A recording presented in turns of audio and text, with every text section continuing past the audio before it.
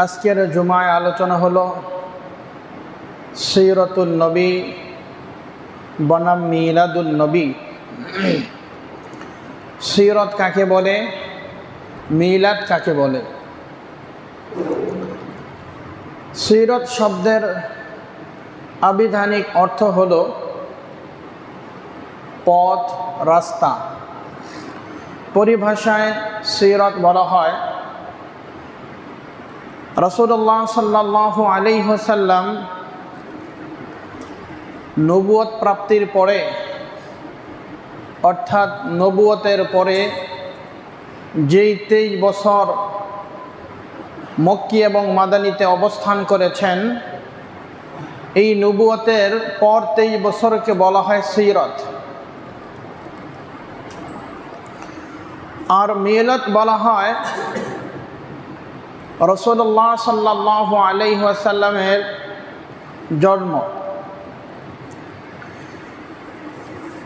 মিলাদ শব্দের আবিধানিক অর্থ হলো জন্ম।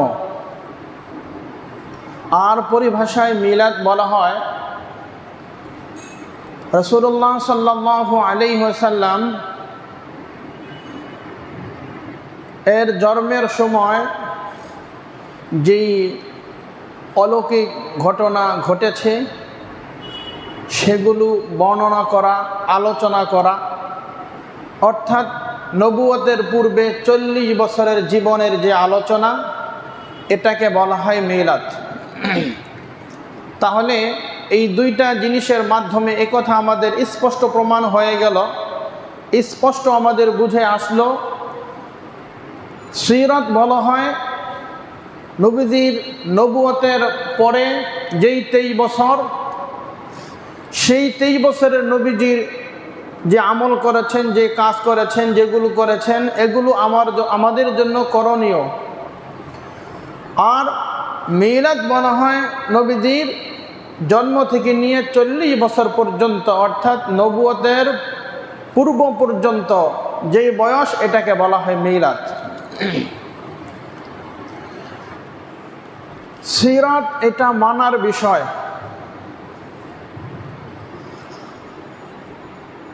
রাসূলুল্লাহ সাল্লাল্লাহু আলাইহি ওয়াসাল্লাম নবুয়তের পরে যেই 23 বছর জীবন অতিবাহিত করেছেন, এই 23 বছরে নবীজি কিভাবে নামাজ পড়েছেন, নবীজি কিভাবে খাবার খেয়েছেন, নবীজি কি ধরনের পোশাক পরিচ্ছদ পরিধান করেছেন, নবীজি কিভাবে অজু করেছেন, নবীজি কিভাবে নামাজ পড়েছেন, অজু ইস্তেঞ্জা করেছেন, বলে ঠিক নবী যেভাবে নামাজ পড়েছেন, যেভাবে অজু করেছেন, ইস্তেঞ্জা করেছেন, যেভাবে ঘুমিয়েছেন, ঘুম থেকে উঠে দোয়া পড়েছেন, বলে এইগুলো আমাদের জন্য পালনীয়। সিরাত এটা আমাদের জন্য পালনীয়।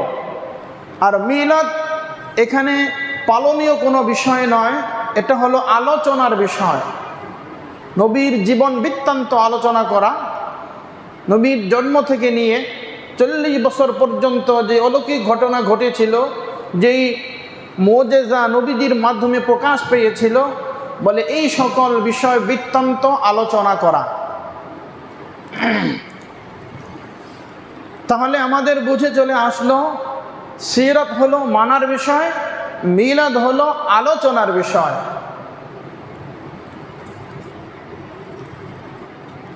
মিলাদ শব্দের অর্থ যদি জন্ম হয় আর সাথে যোগ হয় নবী, মিলাদুন নবী, আর নবী শব্দটা যদি মারেফা হয়, নির্দিষ্ট হয়, তাহলে আমার নবীর জন্ম, আমার নবীর জন্মের বৃত্তান্ত, আমার নবীর জন্মের ঘটনা, আমার নবীর জন্মের অলৌকিক ঘটনা, যেগুলো মা আমেনা দেখেছিলেন, এগুলো সামনের জুমাগুলোতে আমাদের ধারাবাহিক আলোচনা আসবে। তাহলে মিলাদের ক্ষেত্রে, নবীর জন্মের ক্ষেত্রে এখানে আমাদের পালন করার কোনো বিষয় এখানে নেই। এবার আসুন, নবী পাক সাল্লাল্লাহু আলাইহি ওয়াসাল্লাম রবিউল আউয়াল মাসে জন্মগ্রহণ করেছেন। তিনি এই মাসে জন্মগ্রহণ করেছেন, এটা পৃথিবীর ইতিহাসে এবং সকল ঐতিহাসিকগণ এই বিষয়ে একমত পোষণ করেছেন যে মানবতার মুক্তির দূত সৈয়দুল আম্বিয়া সৈয়দুল শুহাদা জনাবি মুহাম্মদুর রাসূলুল্লাহ সাল্লাল্লাহু আলাইহি ওয়াসাল্লাম তিনি রবিউল আউয়াল মাসে পৃথিবীতে জন্মগ্রহণ করেছেন। এই মাস নিয়ে কারো কোনো মত পার্থক্য নেই। তবে নবী আলাইহিস সালামের জন্মের যে তারিখ, এই তারিখ নিয়ে মতানৈক্য রয়েছে, মতভেদ রয়েছে, মত পার্থক্য রয়েছে। উলামায়ে কেরাম কেউ কেউ বলেন নবীজির জন্ম হয়েছে 8ই রবিউল আউয়াল, আর কেউ কেউ বলেন 9ই রবিউল আউয়াল, আর কোন ঐতিহাসিকগণ তারা একথা বর্ণনা করেন যে 12ই রবিউল আউয়াল আমাদের নবীজি জন্মগ্রহণ করেছেন। তো নবীজির জন্মের ক্ষেত্রে যদিও মত পার্থক্য থাকে, মতভেদ থাকে, কিন্তু নবী যে 12ই রবিউল আউয়াল মাসের 12 তারিখে ইন্তেকাল করেছেন, এই বিষয়ে কারো কোনো মতভেদ নাই, কোনো মত পার্থক্য নাই। সকলেই একমত, ঐক্যমত পোষণ করেছেন যে বিশ্বনবী মুহাম্মদুর রাসূলুল্লাহ সাল্লাল্লাহু আলাইহি ওয়াসাল্লাম 12 তারিখেই তিনি ইন্তেকাল করেছেন। মিশরের প্রখ্যাত ঐতিহাসিক জ্যোতিষ শাস্ত্রবিদ মাহমুদ পাশা ফালাকি গাণিতিক যুক্তি তর্কের সাহায্যে তিনি একথা প্রমাণ করেছেন 571 খ্রিস্টাব্দের 20 এপ্রিল 9ই রবিউল আউয়াল মানবতার মুক্তির দূত, মানবতার মুক্তির দিশারি সৈয়দুল আম্বিয়া জনাবি মুহাম্মদুর রাসূলুল্লাহ সাল্লাল্লাহু আলাইহি ওয়াসাল্লাম সুবহে সাদিকের পর সূর্য উদিত হওয়ার পূর্বেই তিনি পৃথিবীতে আগমন করেছেন, তার আবির্ভাব হয়েছে। পক্ষান্তরে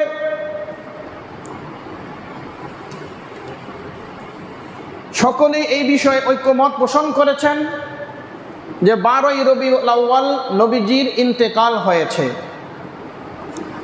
এখন কথা হলো, যে সকল মানুষ বা যে সকল বেদাতীরা যে সকল আনন্দ উল্লাস করে, আনন্দ উৎসব করে, নবীর জন্মদিবস পালন করে, নবীর জন্মদিন পালন করে, এগুলো সব তারা পালন করে 12ই রবিউল আউয়াল। 12ই রবিউল আউয়াল ইতিপূর্বে যে লম্বা চূড়া আলোচনা আপনারা শুনেছেন, এই লম্বা চূড়া আলোচনার মধ্যে এই কথাই প্রতীয়মান হয়েছে যে নবীজির জন্ম তারিখ নিয়ে মতভেদ রয়েছে 8, 9, 12, কিন্তু নবীজি 12 তারিখে ইন্তেকাল করেছেন, এটা সকলেই ঐক্যমত পোষণ করেছেন এবং সকলেই এটা মেনে নিয়েছেন। আর যা আনন্দ উল্লাস হয় নবীর এই মৃত্যুদিন, অর্থাৎ নবী যেদিন ইন্তেকাল করেছেন ওই দিনকে কেন্দ্র করেই এই সকল বিষয়গুলোকে তারা আনন্দিত হয়। কিছু নামদারি মৌলবী তাদের স্লোগান এমন দেয়, মিলাদুন নবীকে আঁকড়ে ধরো, সিরাতুন নবীকে লাথি মারো। নাউযুবিল্লাহ। কোনো মুসলমানের সন্তান এ কথা বলতে পারে না, কোনো মুসলমানের বাচ্চা এমন কথা বলতে পারে না। যারাই এই ধরনের স্লোগান দিচ্ছে, যারা এই ধরনের স্লোগান দেয়, বোঝা গেল সিরাত কাকে বলে, মিলাদ কাকে বলে, সিরাতুন নবী কি আর মিলাতুন নবী কি বলে এই সম্পর্কে ন্যূনতম জ্ঞান তাদের নাই। যদি এই সম্পর্কে তাদের সাধারণ থেকে সাধারণ জ্ঞান থাকতো তাহলে তারা কখনোই এই স্লোগান বা এই কথা মানবতার মুক্তির দূত মুহাম্মাদের বিরুদ্ধে এই কথার স্লোগান কেউ তখন তারা দিতে পারত না। নবীজির শুভ আগমনের সময় আমরা আনন্দিত। কিন্তু নবীজি যেদিন ইন্তেকাল করেছেন, নবীজির ইন্তেকালের পরে বলে উম্মত বড় মর্মাহত, উম্মত বড় পেরেশান। বলে নবীজির মৃত্যু দিবসকে কেন্দ্র করে আমরা যেভাবে আনন্দ উল্লাস করতেছি, নবীজি দুনিয়া থেকে বিদায় নিয়ে চলে গেছেন, আমাদের ভিতরে কোনো দরদ নেই, আমাদের ভিতরে কোনো ব্যথা নেই। উম্মত বড় আফসোসের বিষয়, উম্মত বড় আফসোসের বিষয়। রাসূলুল্লাহ সাল্লাল্লাহু আলাইহি ওয়াসাল্লামের ইন্তেকালে সাহাবাই কেরামের অস্থিরতা, নবীজির ইন্তেকালে সাহাবাই কেরাম কেমন পেরেশানি হয়ে গেছেন। বলে গোটা আরবের মধ্যে এক অমানিসা নেমে এসেছিল, এক অস্থিরতা নেমে এসেছিল গোটা আরবের মধ্যে। তখন সকলেই পেরেশান হয়ে গেছে। হযরতে আবু বকর পেরেশান, হযরতে ওমর পেরেশান, হযরতে আলী পেরেশান, হযরতে ওসমান পেরেশান হয়ে গেছে। বলে নবীর ইন্তেকালের খবর যখন মদিনার অলিতে গলিতে ছড়িয়ে ছিটিয়ে পড়েছে, তখন যারা দাঁড়িয়ে ছিল তারা দাঁড়িয়ে রয়েছে, যারা বসেছিল তারা বসে পড়েছে, যারা হাল চাষ করতেছিল হাল ছেড়ে থ হয়ে দাঁড়িয়ে রয়েছে। হযরতে বেলাল তো এই কথা বলতেছে, হযরতে বেলাল মদিনা ছেড়ে চলে গিয়েছেন। হযরতে বেলাল বলছেন, মদিনায় থেকে আর কি করব? যদি মদিনায় থেকে আমার মাহবুবকে আমি দেখতে না পারি তাহলে আমি সহ্য করতে পারবো না। হযরতে আব্দুল্লাহ ইবনে যায়েদ ইবনে আব্দে রাব্বি তিনি হাল চালাচ্ছিলেন। যখন নবীজির মৃত্যুর সংবাদ, নবীজির ইন্তেকালের সংবাদ যখন তার কাছে আসলো, তিনি হাল ছেড়ে দিয়ে আল্লাহর কাছে দোয়া করলেন, আল্লাহুম্মা যহাব বসরি হাত্তা লা আরা আহাদান বাদা হাবিবি সাল্লাল্লাহু আলাইহি ওয়াসাল্লাম ফাকাফফু বসরিহি। তিনি বলতেছেন এই কথা, হে আমার রব, তুমি আমার দৃষ্টি শক্তিকে কেড়ে নিয়ে যাও, তুমি আমাকে অন্ধ করে দাও। যেই চোখ দ্বারা এতদিন আমার হাবিবকে, আমার মাহবুবকে আমি দেখেছি, আমার মাহবুবের পরে পৃথিবীর আলো আমি দেখতে চাই না, পৃথিবীর কোনো আলো আমার দেখার ইচ্ছা নাই।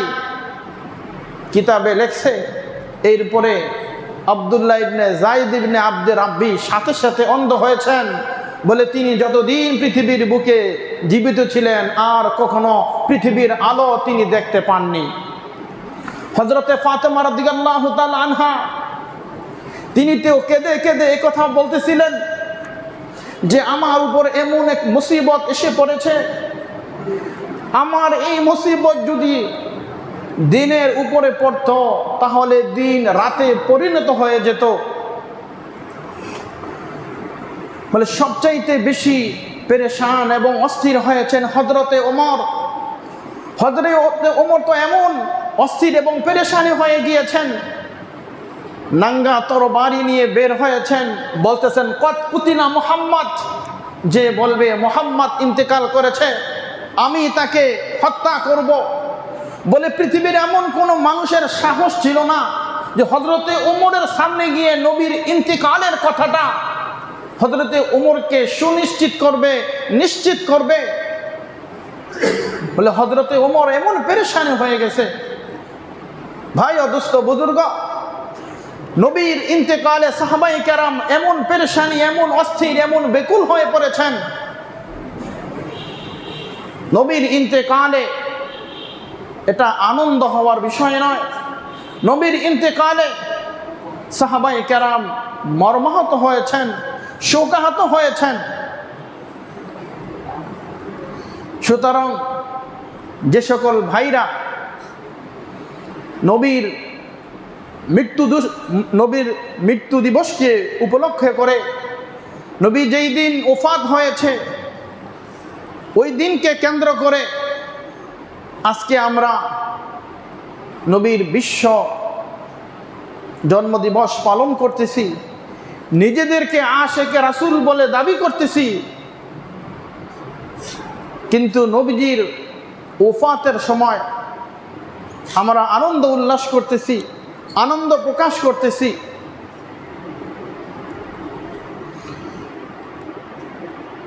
কোনো মায়ের গর্ভের সন্তান যদি পৃথিবীতে আগমন করে আর ওই সন্তান যদি ওই দিন পৃথিবী থেকে চলে যায়, তখন ওই মা যতদিন পৃথিবীতে বেঁচে থাকবে কখনো কোনো দিন ওই মা ওই সন্তানের জন্মদিবস পালন করবে না। ওই মা ওই সন্তানের শোকে শোকাহত হবে, মর্মাহত হবে। আপনারাই একটু চিন্তা করে দেখেন, যদি আপনার বাবা যেই দিন মারা যাবে ওই দিনকে কেন্দ্র করে কেউ কিন্তু আপনারা আনন্দ উল্লাস করবেন না। পৃথিবীতে যত বড়ই পাপিষ্ঠ, যত বড়ই পাপাচার হোক না কেন, মুহাম্মদুর রাসূলুল্লাহ সাল্লাল্লাহু আলাইহি সাল্লাম আমাদের রূহানি পিতা, বলে নবী আলাইহিস সালামের এই মৃত্যু দিবসে যদি আমরা আনন্দ উল্লাস করি তাহলে আমরা বাবার সুসন্তান নয়। কোনো সন্তান যদি বাবার মৃত্যু দিবসে যদি আনন্দ উল্লাস করে, আনন্দ প্রকাশ করে, আনন্দিত হয়, তাহলে বোঝা গেল ওই সন্তান ওই বাবার সুসন্তান নয়। ওই সন্তান বলে আদর্শ সন্তান নয়, বলে ওই সন্তান হলো বাবার চিরতর দুশ্মন এবং শত্রু।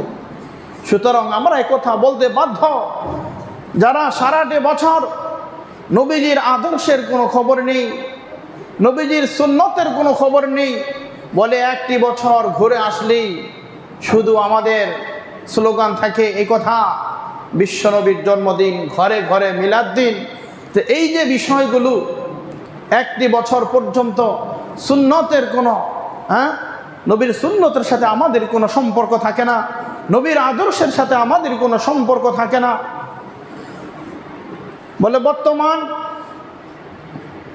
বর্তমান গোটা বিশ্বে যেভাবে করে মানুষ ইসলামের আদর্শ থেকে, নবীর আদর্শ থেকে যেভাবে দূরে সরে গিয়েছে, সেদিন আর বেশি দূরে নয়। বিজাতিরা আমাদের আমল আখলাক কেড়ে নিয়েছে, আচার আচরণ কেড়ে নিয়েছে, আমাদের পোশাক পরিচ্ছদ কেড়ে নিয়েছে। এখন আমাদের ভ্রাতৃত্ববোধ এগুলোকে এবং ইসলাম থেকে দূরে সরানোর জন্য তারা চালিয়ে যাচ্ছে।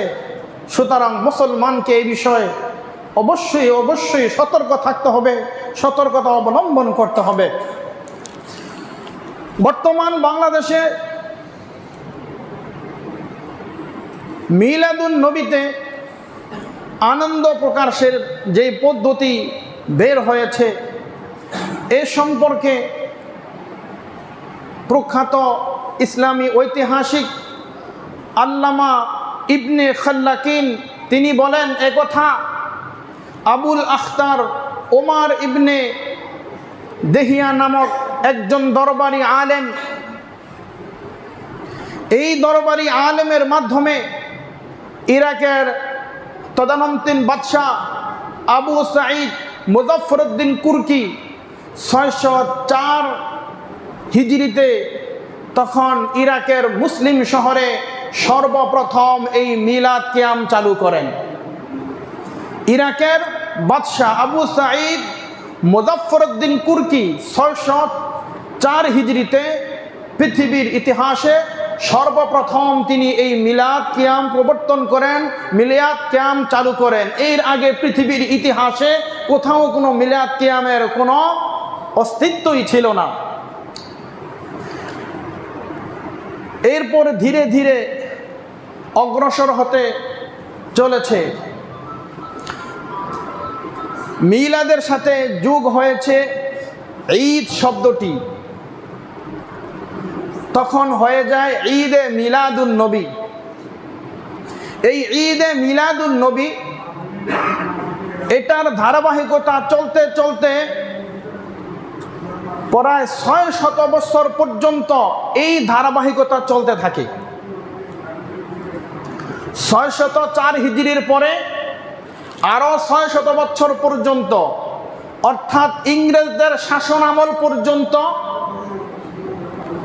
এই ধারাবাহিকতা চলতে থাকে। 600 বছর পর এসে ইংরেজদের শাসন আমলে লাহোরের হাজি এনায়েতুল্লাহ এবং মৌলভী মসজিদ সাহেবের নেতৃত্বে ঈদে মিলাদুন নবী এবং জশ্নে জুলুস শুরু হয়। এটা হলো পৃথিবীর সূচনার ইতিহাস।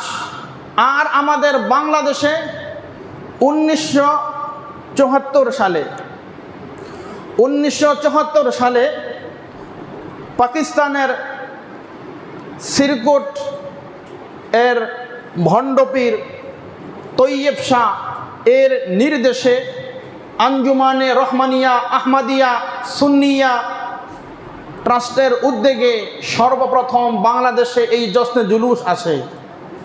আর সেই ধারাবাহিকতা, সেই নিয়ম নীতি তারই গদিনিসীন পীর, তারই গদিনিসীন পুত্র তাহের শাহ এর নেতৃত্বে এখন বাংলাদেশে বর্তমান এই ঈদে মিলাদুন নবী এবং জশ্নে জুলুস এর প্রচার প্রসার চলতেছে। সৌদি আরবের সরকারের ঘোষণা হলো, সৌদি আরবে তাদের এক ইসলামী কনফারেন্স, সৌদি আরবের সর্বোচ্চ ধর্মীয় কর্তৃপক্ষদের একটি বর্ণনা মতে বিগত 2002 ইংরেজি সালের 23শে মে 9 রবিউল আউয়াল এই সৌদি আরবে সর্বোচ্চ ধর্মীয় কর্তৃপক্ষ তারা বলেন যে নবীর জন্মদিবস পালন করা এটা শিরিক সমতুল্য।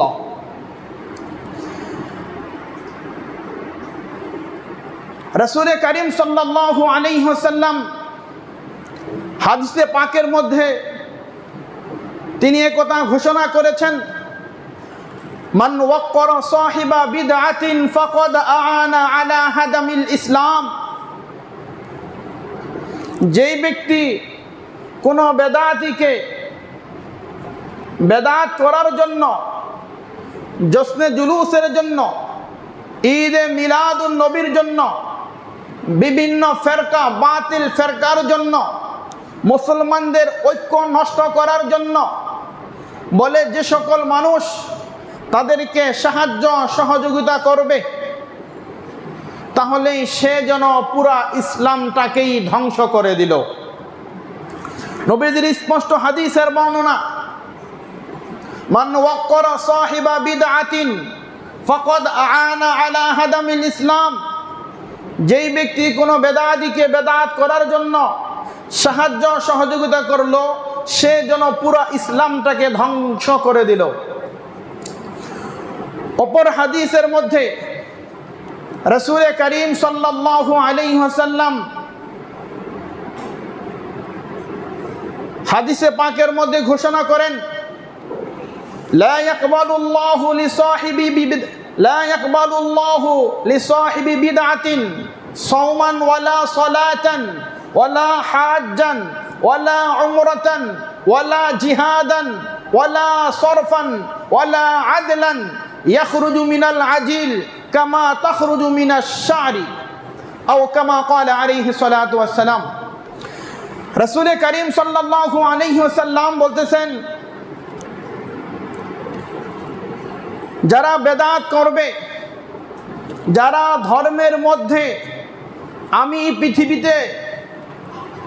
আমি পৃথিবী থেকে চলে আসার পরে যারা আমার ধর্মের মধ্যে, ইসলামের মধ্যে, দ্বীনের মধ্যে সংযোজন বিয়োজন করবে, অর্থাৎ যেটা ধর্মে ছিল না সেটাকে বর্ধিত করবে, যেটা ইসলাম ধর্মে ছিল সেটাকে কমিয়ে দিবে, বলে এই সকল কাজকর্ম যারা করবে তাদের জন্য আমি বিশ্ব নবীর ঘোষণা হলো, লা ইয়াকবালুল্লাহু লিসাহিবি বিদআতিন।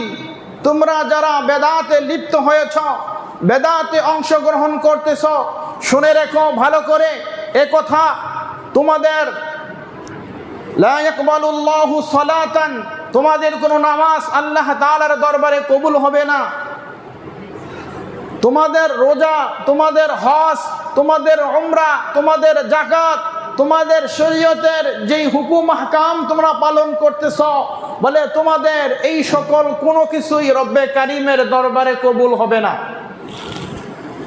এই হাদিসের পক্ষে কোরআনে কারিমের আয়াতে আল্লাহ তাআলা এই কথা ঘোষণা করেন, একজন বেদাতি যখন সম্পূর্ণভাবে ইতমিনানের সাথে তওবা ইস্তিগফার করে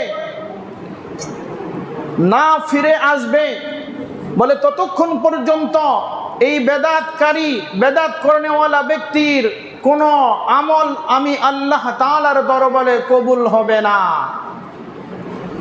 শুধু তাই নয়, হাদিসের শেষে আল্লাহর নবী বলছেন ইয়াখরুজু মিনাল আজিল, নবী পাক সাল্লাল্লাহু আলাইহি ওয়াসাল্লাম বলতেছেন যে আটার খামিরা থেকে, বলে আটা থেকে যেভাবে চুল বের হয়ে আসে, আটা থেকে চুল টান দিলে যেমন বেরিয়ে আসে, তখন ওই চুল যেমন আটা থেকে বেরিয়ে আসে, বলে যারা বেদাত করবে, ইসলামের মধ্যে যারা পরিবর্তন করবে, বলে এই সকল মানুষ তারা ইসলাম থেকে ওই আটার খামিরার মতো এরকম চুল যেমন বেরিয়ে আসে, তারা ইসলাম থেকে এমন খারেজ হয়ে যায়, ইসলাম থেকে এমনভাবে বের হয়ে আসে।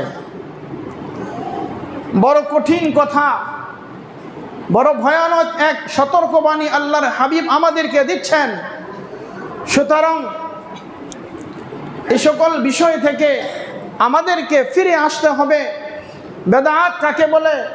বেদাত বলা হয় যেটা নবী আরবি সাল্লাল্লাহু আলাইহি ওয়াসাল্লাম নিজে যে আমল করেননি এবং হযরতে সাহাবায়ে কেরাম যেটা করেননি, তাবিঈ তাবে তাবিঈ খয়রুল কুরুনি, অর্থাৎ সোনালী 3 যুগ, স্বর্ণের 3 যুগ, নবীজি বলতেছেন, বলে আমার যুগ, আমার পরে সাহাবীর যুগ, এরপরে তাবিঈ, এরপরে তাবিঈ, বলে এই স্বর্ণের 3 যুগ, সোনালী 3 যুগের মধ্যে যে সকল কার্যকলাপগুলো ইসলামে ছিল না, বলে এরপরে যারা ইসলামে এগুলো নব আবিষ্কৃত করবে, যারা ইসলামের মধ্যে এগুলোকে বর্ধিত করবে, বলে সোয়াবের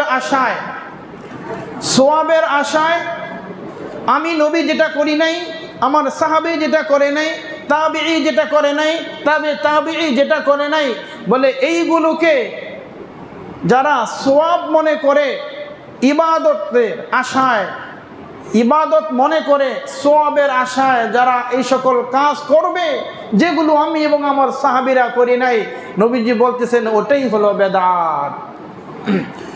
আর হাদিসের ভাষ্য হলো কুল্লু বিদআতিন দালালাহ ওয়া কুল্লু দালালাতিন ফিন্নার। নবীজি বলছেন কুল্লু বিদআতিন দালালাহ, প্রত্যেকটা বেদাতি পথভ্রষ্ট, প্রত্যেকটা বেদাতি হলো গোমরা, আর প্রত্যেকটা গোমরাহি আর প্রত্যেকটা পথভ্রষ্ট ব্যক্তি জাহান্নামে যাবে। আমরা অনেকে হাদিসের ব্যাখ্যা করে থাকি যে বেদাত 2 প্রকার, বেদাতে সাইয়্যিয়া, বেদাতে হাসানা, একটা ভালো বেদাত, একটা খারাপ বেদাত। বলে ভালো আর খারাপ না, বেদাত তো বেদাতই, বলে বেদাতের মধ্যে ভালো আর খারাপের এখানে কোনো সংজ্ঞা নেই। নবীজি বলতেছেন কুল্লু বিদআতিন দালালাহ ওয়া কুল্লু দালালাতিন ফিন্নার। এই জন্য এই সকল বেদাত থেকে, এ সকল কার্যকলাপ থেকে আমাদেরকে ফিরে আসতে হবে। বলতেছে আমাদের পূর্বে যে সকল মানুষ ইতিহাস জানতো না, কোরআন হাদিসের আলোকে ভালোভাবে তারা ওইভাবে জ্ঞান রাখেনি, বলেন সে সকল ইতিহাসগুলো এখন উলামায়ে কেরাম আপনাদের করোনা কহরে আপনাদেরকে পৌঁছিয়ে দিচ্ছেন, আপনাদেরকে জানিয়ে দিচ্ছেন।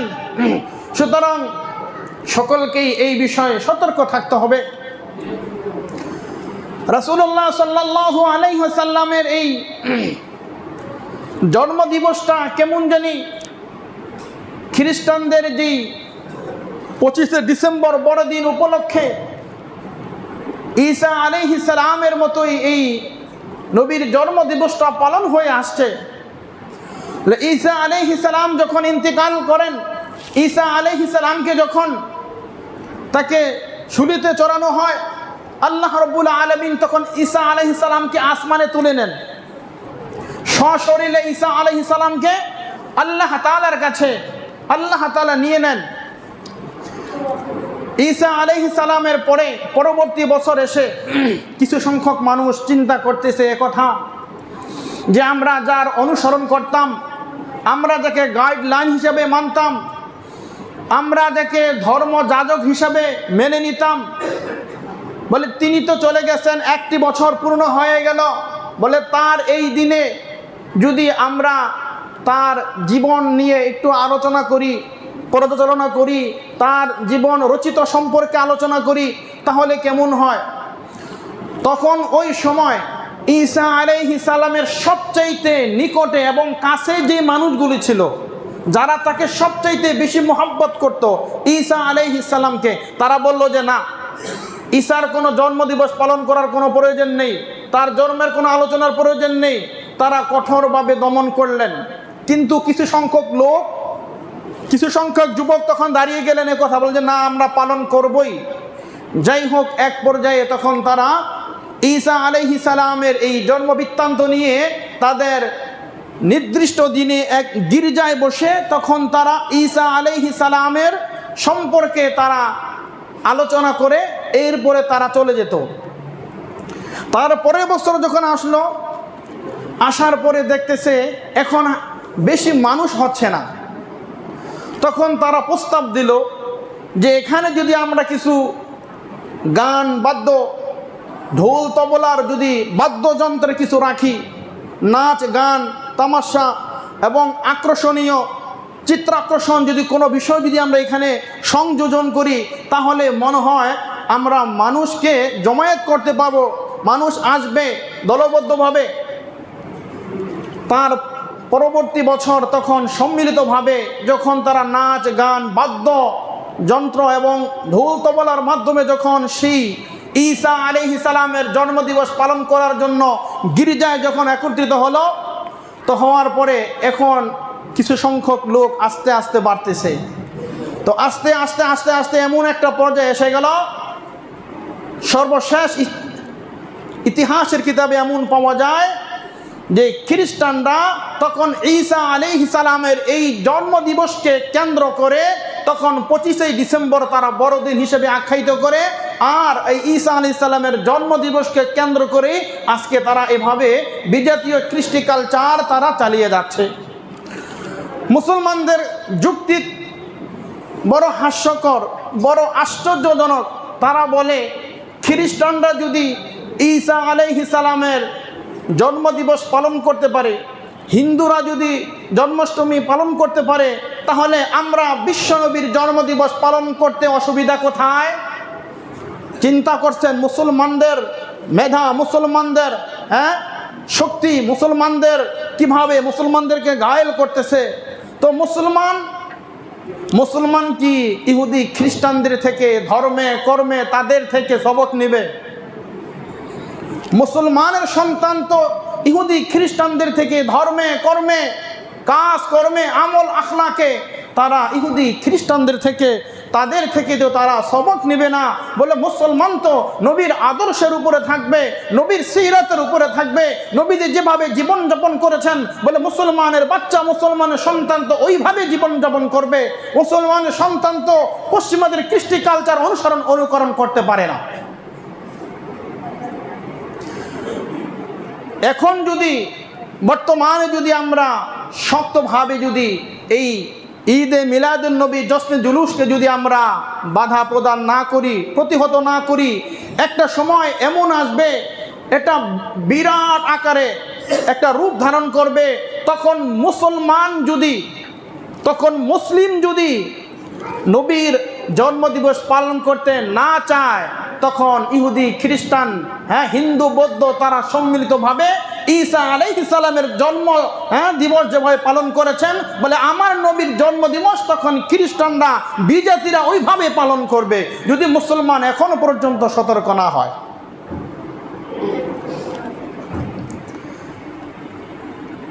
ইতিহাস আমাদের চোখের সামনেই বিগত বছরগুলোতে এই যে পাশে রয়েছে বাবে রহমত, এই দেওয়ানবাগ, এখানে অনেক হিন্দু সুফিবাদী যারা ইসলাম ধর্মে ছিল না, যারা ইসলাম ধর্মে নেই, বলে এমন মানুষও এসে বিশ্ব সুফিবাদী সম্মেলন একটাই ছিল। আমরা তো 2003 সাল থেকে কমলাপুর আইডিয়াল স্কুল অ্যান্ড কলেজেরই যে বড় মাদ্রাসা জামিয়া দিনিয়া শামসুল উলুম পীরগঞ্জি মাদ্রাসা যেটাকে বলে, 2003 থেকে এখানে হ্যাফজ সমাপন করে এরপরে দাওরায়ে হাদিস পর্যন্ত মাস্টার্স পর্যন্ত এখানে কমপ্লিট। তো মতিঝিল আর শান্তিনগর মিলে দীর্ঘ 22-23 বছরে এখানে। তো দেখা যাচ্ছে মুসলিম অমুসলিম সম্মিলিতভাবে এই বিশ্বনবীর জন্মদিবস পালন করার জন্য মানুষ এটা পালন করে যাচ্ছে। প্রখ্যাত এক ঐতিহাসিক, তার নামটা এই মুহূর্তে খেল নেই, তিনি বলতেছেন, নেবানল যখন গিয়েছিলাম, নেবানলে তখন দেখলাম হিন্দু বৌদ্ধ খ্রিস্টান মুসলিম অমুসলিম সকলেই সম্মিলিতভাবে সকলেই মিলেমিশে বলে মানবতার মুক্তির দূত, মানবতার মুক্তির দিশারি সৈয়দুল আম্বিয়া সৈয়দুল শুহাদা জনাবি মুহাম্মদুর রাসূলুল্লাহ সাল্লাল্লাহু আলাইহি ওয়াসাল্লামের জন্মদিবস তারা পালন করতেছে। নবীজির জন্মদিবসে আনন্দে আনন্দিত হচ্ছে। যদি আমরা এখন থেকে সতর্ক না হই তাহলে কিন্তু অমুসলিমরা আমার নবীর এই জন্মদিবসকে পালন করার জন্য বসে থাকবে না। তখন আপনারা কঠোর হাতে তাদেরকে দমন করা আপনাদের পক্ষে সম্ভব হবে না। সুতরাং মুসলমান সতর্ক হতে হবে, সতর্কতা অবলম্বন করতে হবে। মোট কথা, আজকের ইতিপূর্বে যে আলোচনা আপনারা শুনতে পেয়েছেন যে সিরাত কাকে বলে আর মিলাদ কাকে বলে, আর নবীর জন্ম ঐতিহাসিক সকলেই এই বিষয়ে একমত। নবীজি জন্মগ্রহণ করেছেন 8ই রবিউল আউয়াল অথবা 9ই রবিউল আউয়াল অথবা 12ই রবিউল আউয়াল। নবীজির জন্ম তারিখ নিয়ে মতভেদ থাকলেও নবীজি যে 12 তারিখে ইন্তেকাল করেছেন বলে এই বিষয়ে পৃথিবীর কোনো ইখতিলাফ নাই। বলে সকল ঐতিহাসিকগণ একমত পোষণ করেছেন যে নবী 12 তারিখে ইন্তেকাল করেছেন। আর নবীর নামে যত জশ্নে জুলুস, যত মিলাদুন নবী, যত জন্মদিবস পালন করা, ঢোল তবলার মাধ্যমে বাদ্যযন্ত্রের মাধ্যমে নারী পুরুষ একত্রিত হয়ে বলে বর্ণাঢ্য মিছিল করা, বলে সব কিছু যা হচ্ছে এই নবীর মৃত্যু দিবসে, নবীর ওফাতের দিবসে, নবীর যেই দিন ইন্তেকাল করেছেন বলে ওই দিনেই কিন্তু তারা এইগুলো করে থাকে। তাহলে এবার চিন্তা করেন, নবী আমাদের রুহানি পিতা, নবী আমাদের রুহানি পিতা, বলে মুহাম্মদ সাল্লাল্লাহু আলাইহি সাল্লামের সন্তান আমরা। বলে কেন? বলে কিয়ামতের কঠিন ময়দান আদম আলাইহিস সালাম দাঁড়িয়ে আছেন, আর উম্মতের যখন নেকের পাল্লা ওজন করা হচ্ছে, নেকের পাল্লা ওজন করার পরে যখন ফয়সালা হয়ে গেল, দেখলো বিচার কার্যে মিজানের যেই পাল্লা, সেখানে ওই উম্মতের আদম আলাইহিস সালাম দেখলেন তার সন্তানের নেকের পাল্লা হালকা হয়ে গেছে, বদির পাল্লা ভারী হয়ে গেছে। তখন ফয়সালা হয়ে গেছে, জাহান্নামের দিকে নিয়ে যাচ্ছে। আদম আলাইহিস সালাম তখন ডাক দিয়ে বললেন এ কথা, হে মুহাম্মদ, ওই যে তোমাদের ভাইকে দেখো জাহান্নামের দিকে নিয়ে যাচ্ছে, তুমি তোমার ভাইকে বাঁচাও, তুমি তোমার সন্তানকে বাঁচাও। এই কথা বলার পরে নবী আলাইহিস সালাম একটা দৌড় দিয়েছেন উম্মতকে বাঁচানোর জন্য, উম্মতের ফিকিরের জন্য, যে কিভাবে আমার উম্মতকে জাহান্নাম থেকে বাঁচিয়ে কিভাবে জান্নাতে নেওয়া যায়। বলে একটা দৌড় দিয়েছেন, দৌড় দিয়ে সেখানে ফেরেশতাদেরকে গিয়ে বলছেন যে আমার সামনে আবার আমার সন্তানের, আবার আমার উম্মতের নেকের পাল্লাটা আরেকবার টান দাও, দেখি তার মিজানের পাল্লা তার কোন আমলটা সবচেয়ে বেশি হয়। বলতেছে না না, তার বিচার কাজের ফয়সালা হয়ে গেছে। বলে না, আমি তোমাদেরকে বলতেছি, আমি মানবতার মুক্তির দিশারি, আমি আল্লাহ তাআলার কাছে তো আদেশপ্রাপ্ত, আমাকে তো আল্লাহ হুকুম দিয়েছেন সুপারিশ করার জন্য, সুতরাং আবার তুমি আমার সামনে মাপ দাও। নবীজির সামনে যখন আবার মিজানের পাল্লা টান দেওয়া হবে, যখন নবীজি দেখবেন নেকের পাল্লা হালকা হয়ে গেছে, নবীজি তখন পকেট থেকে একটা কাগজ নিয়ে ওই মিজানের নেকের পাল্লায় দেওয়ার সাথে সাথে নেকের পাল্লাটা ভারী হয়ে যাবে। সুবহানাল্লাহ। নবীজি এবার চলে যাবে, পিছন থেকে সন্তান ডাক দিবে, কে আপনি? এই বিপদের মুহূর্তে এই সময় আপনি আমাকে বাঁচালেন, আপনি আমাকে জাহান্নাম থেকে মুক্ত করে জান্নাতের দিকে নিয়ে যাচ্ছেন। বলে এটা হলো তোমার সেই নবী, যেই নবীর আদর্শকে বাস্তবায়ন করেছ, যেই নবীর সিরত অনুযায়ী গোটা জীবন পরিচালনা করেছ। আর এই কাগজে লেখা ছিল কালিমা লা ইলাহা ইল্লাল্লাহ মুহাম্মাদুর রাসূলুল্লাহ। তো নবী সাল্লাল্লাহু আলাইহি সাল্লাম জীবনের শেষ মুহূর্ত পর্যন্ত ফিকরে রাহাত, শান্তিময় ফিকির, উম্মতকে কিভাবে জাহান্নাম থেকে বাঁচানো যায়, কিভাবে জাহান্নাম থেকে বাঁচিয়ে কিভাবে জান্নাতের দিশারি, জান্নাতের পথে উঠানো যায়, বলে সেই চিন্তা আর ফিকির আমার নবী সারা জীবন করেছেন। বলে নবীজি কবরে যাওয়ার সময়ও, নবীজির ইন্তেকাল হওয়ার পরে আল্লাহ চেয়েছিলেন তার হাবিবকে আরশে আযিমে নিয়ে যাবেন। আল্লাহ বলছেন যে, হাবিব বলছেন যে না ও আল্লাহ, আমি যদি আসমানে চলে যাই তাহলে আমার জমিনের বন্ধুদের কি অবস্থা হবে, কি খবর হবে? আল্লাহ আমি চাই আমাকে এখানেই, পৃথিবীতেই আমাকে সমাহিত করুক, আমাকে এখানেই রেখে দেন। আল্লাহ তাআলা হাবিবের দোয়া কবুল করেছেন। এর জন্য প্রতি সোমবার এবং প্রতি বৃহস্পতিবার আপনার আমার আমলকে আল্লাহ তাআলার কাছে পাঠানোর আগে হাবিবের কাছে পাঠানো হয়, যে হাবিব যখন দেখে আমল নামা বড় ভালো, তখন তার জন্য হেদায়েতের দোয়া করে, রহমতের দোয়া করে। যখন দেখে উম্মতের আমল বড় খারাপ হয়ে গেছে, আদর্শের উপরে নাই, ইসলামের উপরে নাই, দ্বীনের উপরে নাই, তখন তার জন্য হেদায়েত কামনা করে, মাগফিরাত কামনা করে। বলতে এই নবী পুরাটা জীবন এই উম্মতের জন্য ফিকরে রাহাত, শান্তিময় ফিকিরি করেছেন, চিন্তা করেছেন। এরপরে দুনিয়া থেকে যাওয়ার সময়ও আমার নবী ভোলেন নাই। যখন আজরাইল এসে কনিষ্ঠ আঙ্গুল দ্বারা নবীজির এখানে যখন শুধুমাত্র একটু টাচ করেছে, নবী চিৎকার দিয়েছে। চিৎকার দেওয়ার সাথে সাথে নবীজি বলতেছে, আজরাইল তুমি আমার উপরে কি এমন চাপ দিয়েছ, মনে হচ্ছে যে আমার প্রাণ বের হয়ে গেল। জিবরাইল বলতেছে, ইয়া রাসূলুল্লাহ, কনিষ্ঠ আঙ্গুলে শুধুমাত্র একটু আপনার সিনা মোবারকে একটু টাচ করেছি, হালকা একটু মাত্র রেখেছি। বলতেছে তাই আমার এত কষ্ট? বলে না জানি আমার উম্মতের মৃত্যুর যন্ত্রণা কত কঠিন হবে, কত ভয়ানক হবে। বলে নবীজি দুনিয়াতে তো উম্মতকে ভোলেন নাই, মরার সময় উম্মতকে ভোলেন নাই, এমনকি মরার পরে উম্মতকে ভোলেন নাই, এমনকি কিয়ামতের কঠিন ময়দান, হাসরের ময়দান, ওই সময়ও নবী আমার উম্মতকে ভুলবে না।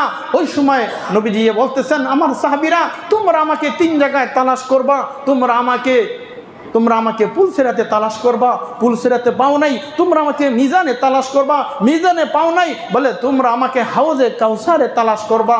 এই 3 জায়গায় আমি তোমাদের জন্য ছোটাছুটি করব, এই 3 জায়গায় আমি তোমাদের জন্য বড় পেরেশানি অবস্থায় থাকবো। পুলসিরাত 30,000 বছরের রাস্তা, চুলের চাইতে চিকন, হীরার চাইতে ধার। তার নিচে থাকবে জাহান্নাম, 1999 জন ওই পুলসিরাত পার হতে পারবে না, খোদার তৈরি জাহান্নামে পড়ে কেটে যাবে। বলতেছে ওই সময় আমি একবার পুলসিরাতের গোড়ায় থাকবো, আরেকবার আমি মিজানের পাল্লা, যেখানে নেকির পাল্লা ওজন করা হয়, ওইখানে আমি থাকবো, আর আমি হাউজে কাউসারে থাকবো।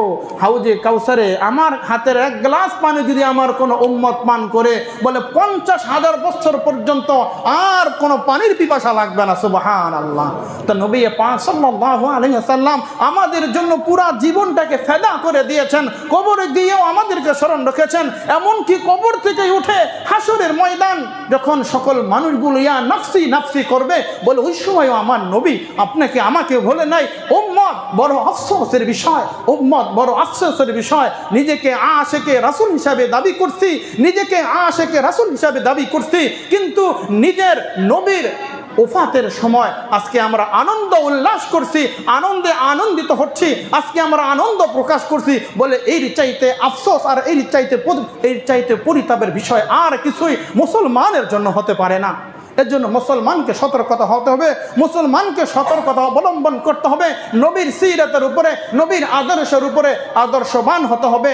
রব্বে কারীম আমাদের সকলকে জীবনের শেষ নিঃশ্বাস পর্যন্ত আল্লাহ রাসূলের সিরাতের উপরে, আদর্শের উপরে আদর্শবান হয়ে থাকার তৌফিক আল্লাহ দান করুন।